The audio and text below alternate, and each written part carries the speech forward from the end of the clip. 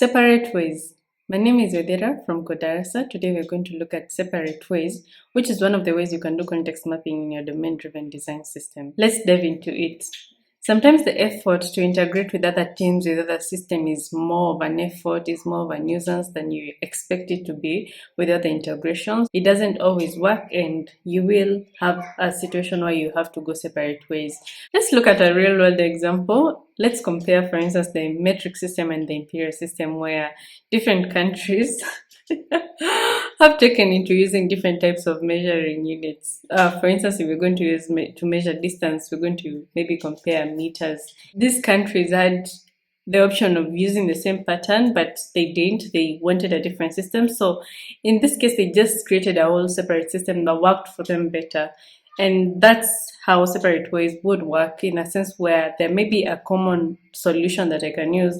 There may be a situation where I can even borrow from another country, but now in this case, another system, another team, but it's more effort, it's more work to even use that.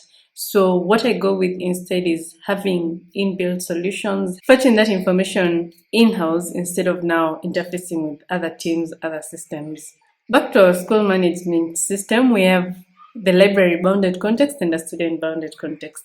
Ideally, if I was going to design a library system, I would maybe use the student registration number as part of the same entity identifier in my library system, because ideally it is the same student. But what happens in a case where it's not practical to use that number? Maybe it's not a one-to-one relationship, or we can't trust that the student system really tracked the numbers well, so the library may not want to use specifically the student registration number for this case.